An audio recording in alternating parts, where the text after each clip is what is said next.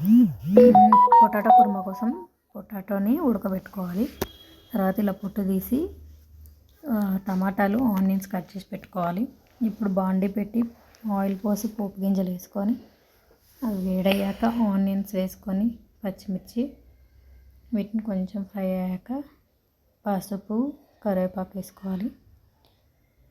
ఇప్పుడు మనం ముందుగా కట్ చేసి పెట్టుకున్న టమాటోని మిక్సీ పట్టి ప్యూరీ వేసుకొని దాని తర్వాత కొంచెం పొటాటో స్మాష్ చేసి వేసుకోవాలి అందులోనే.